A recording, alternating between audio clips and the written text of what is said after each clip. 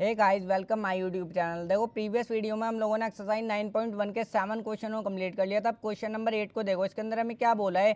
A statue 1.6 metre tall stand on the top of a pedestal. देखो question number 8 में एक pedestal है, pedestal के टॉप पर एक स्टैचू खड़ा है और देखो स्टैचू की हमें हाइट भी गिवन है 1.6 मीटर। अब देखो यहाँ पर सपोज एग्जांपल की मदद से समझो। देखो सपोज ये तो जो है हमारा एक पेडेस्टल है। अब देखो इस पर पेडेस्टल पर जो है एक स्टैचू खड़ा है। देखो ये सपोज मैंने इस पर पेडेस्टल पर एक स्टैचू बना लिया। आगे हमें क्या बोला है, द एंगल ऑफ एलिवेशन। यहाँ पर देखो from a point on the ground the angle of elevation of the top of the statue is 60 degree. देखो ग्राउंड पर एक पॉइंट से, अब देखो सपोज ये जो है ग्राउंड पर खड़ा होगा, ग्राउंड पर जो है एक पॉइंट से देखो यहाँ पर क्या बोला है, एंगल ऑफ एलिवेशन बनता है of the top of the statue is 60 degree. देखो ये जो स्टैचू है ना, इसका ये जो टॉप पॉइंट है स्टैचू का सबसे ऊपर वाला पॉइंट, इस पर जो एंगल ऑफ एलिवेशन बनता है ग्राउंड पर एक पॉइंट से। देखो सपोज ये इस तरीके से बन जाएगा और कितने का बनता है, 60 डिग्री का। आगे हमें क्या बोला है, and from the same point the angle of elevation of the top of the pedestal is 45 degree. अब देखो इसी सेम पॉइंट से इसके पेडेस्टल के देखो ये हमारा पेडेस्टल है, इसके पेडेस्टल के टॉप पर भी एंगल बनता है और वो कितने डिग्री का बनता है। देखो angle of elevation of the top of the pedestal is 45 degree का। अब देखो इसको जो है डायग्राम को सही से बनाते हैं। तो देखो इस क्वेश्चन का जो है सॉल्यूशन स्टार्ट करते हैं। सपोज देखो ये जो है हमारा एक पेडेस्टल खड़ा हुआ है। सबसे पहले तो मैं जो हूँ पेडेस्टल बना लूँगा। देखो ये हमारा क्या है, पेडेस्टल। अब इसके पेडेस्टल के टॉप पर जो है एक मूर्ति, देखो एक मूर्ति खड़ी हुई है।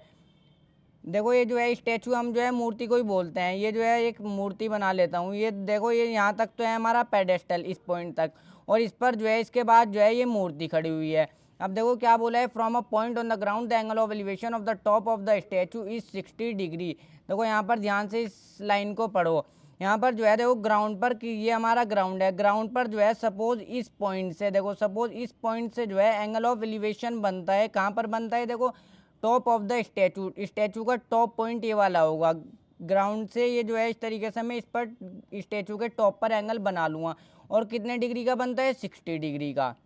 देखो 60 डिग्री का। अब आगे क्या बोला, and from the same point, और इसी सेम पॉइंट से the angle of elevation of the top of the देखो pedestal, top of the pedestal is 45 degree. इस बार देखो इसी सेम पॉइंट से इसके पेडेस्टल के टॉप पर भी एंगल बनता है। ये हमारा देखो यहाँ से यहाँ तक पेडेस्टल है, उसके बाद ये जो है स्टैचू खड़ा हुआ है इस पर, इसके पेडेस्टल इसी सेम पॉइंट से इसके पर पेडेस्टल के टॉप पर भी एंगल बनता है और ये एंगल कितने डिग्री का बनता है, देखो 45 डिग्री का। तो ये वाला एंगल बनेगा हमारा 45 डिग्री का।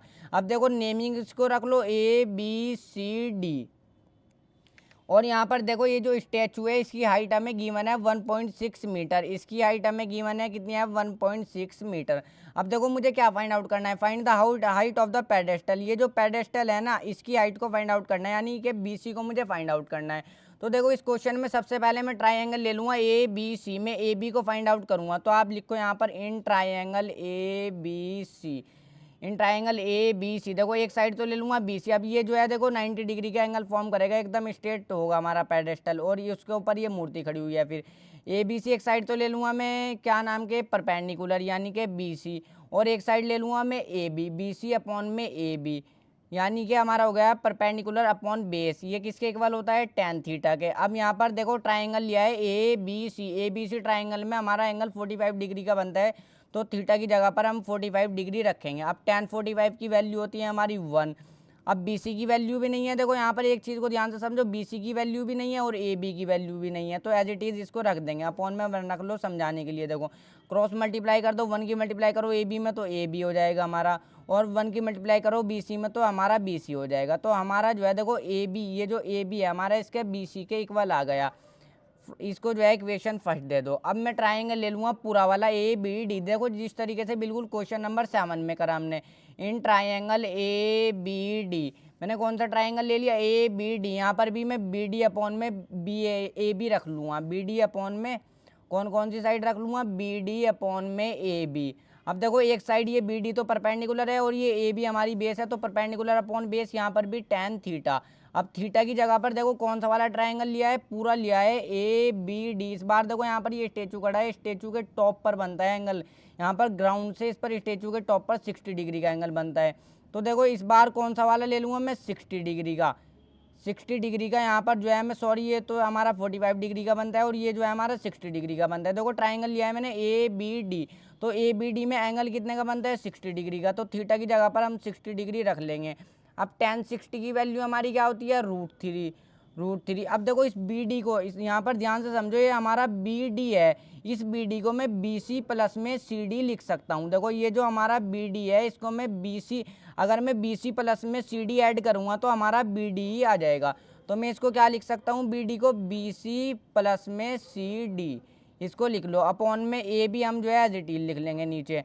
अब देखो यहाँ पर ये क्या करेंगे हम आगे, इसके अंदर देखो √3 लिखो, बी सी लिखो और प्लस में सी डी लिखो। और देखो यहाँ पर ये जो ए बी है हमारा देखो ए बी जो है हमारा फर्स्ट इक्वेशन में हमने यहाँ पर प्रूव किया ए बी हमारा बी सी के इक्वल है। तो मैं जो हूँ यहाँ पर ए बी की जगह पर बी सी लिख लूँगा और रीजन में आ जाएगा फ्रॉम फर्स्ट। ए बी की जगह पर मैंने क्या लिख लिया, देखो बी सी लिख लिया, इससे हमारा कोई भी फर्क नहीं पड़ेगा। अब देखो इसको सॉल्व करते हैं, नेक्स्ट पेज पर जगह कम है। √3 की मल्टीप्लाई करो बी सी में तो क्या हो जाएगा, √3 बी सी हो जाएगा, क्रॉस मल्टीप्लाई हो जाएगी देखो इनकी, √3 बी सी हो जाएगा इज इक्वल टू में यहाँ पर बी सी प्लस में सी डी, ये जो है हमारा एज इट इज आ जाएगा। और यहाँ पर ध्यान से देखो अभी इसको करता हूँ √3 बी सी और इज इक्वल टू में बी सी प्लस में। अब देखो सी डी की वैल्यू भी मुझे गिवन है, सी डी की वैल्यू कितनी है, देखो इसकी स्टैचू की हाइट दी गई है यानी कि सी डी हमें गिवन है 1.6, इसकी सी डी की जगह पर हम क्या रख लेंगे 1.6। अब देखो बस इसको जो है हम सॉल्व कर लेंगे, √3 बी सी और ये जो है देखो ये बी सी जो है इधर प्लस का इधर ले आऊँगा तो माइनस का बी सी बन जाएगा इज इक्वल टू इधर हमारा रह गया 1.6। अब इस बी सी को इधर क्यों लाया, देखो इधर भी इसमें भी बी सी है और इसमें भी बी सी है, तो बी सी जो है हमारा कॉमन आ जाएगा। अब अंदर हमारा क्या रह जाएगा, देखो जब बी सी कॉमन आ गया देखो बी सी से बी सी कट जाएगा, अंदर हमारा √3 रह जाएगा, √3 रह गया, माइनस का निशान एज इट इज। अब देखो बी सी से बी सी पूरा कट जाएगा इस बार, तो अंदर 1 रह जाएगा, ब्रैकेट क्लोज कर दो, इधर हमारा क्या है 1.6।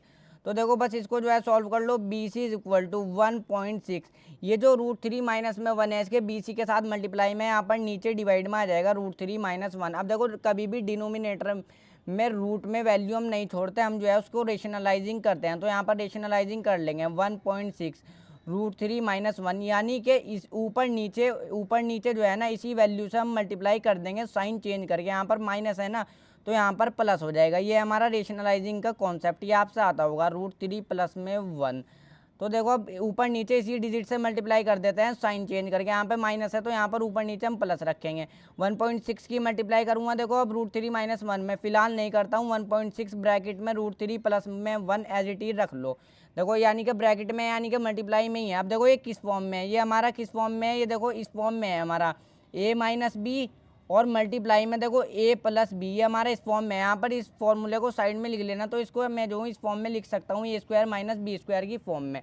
अब देखो a स्क्वायर यानी a की वैल्यू है और b की वैल्यू है, a की वैल्यू है b की वैल्यू है, तो a का स्क्वायर यानी कि √3 का स्क्वायर माइनस में b का स्क्वायर यानी कि 1 का स्क्वायर। तो देखो बस सॉल्व कर लो, 1.6 और √3 प्लस में 1 ब्रैकेट क्लोज करो, √3 का स्क्वायर हमारा देखो स्क्वायर से रूट हमारा कट जाता है, तो √3 का स्क्वायर हमारा 3 होगा, माइनस में 1 का स्क्वायर भी हमारा 1 ही होगा। तो देखो 1.6 और √3 प्लस में 1 और डिवाइड में 3 माइनस में 1 करेंगे तो 2 आ जाएगा। अब 2 को जो है 1.6 से हम काट देंगे, देखो 2 से जब 1.6 को डिवाइड करेंगे 2 से तो यहाँ पर क्या आ जाएगा 0.8, जब इसको हम डिवाइड करेंगे तो देखो फाइनल आंसर यही हो जाएगा 0.8 और √3 प्लस में 1 मीटर। यहाँ पर यूनिट भी ज़रूर लगाएंगे, यही जो है आंसर हो जाएगा, यानी कि यही जो है हमारी इसकी देखो पेडिस्टल की हाइट हो जाएगी, इसकी पेडिस्टल की हाइट फाइंड आउट करनी थी, यही हो जाएगी हमारी बीसी की वैल्यू। देखो अभी तक हम जो है इसकी बीसी की वैल्यू को ही फाइंड आउट करते आ रहे थे, तो यही जो है फाइनल आंसर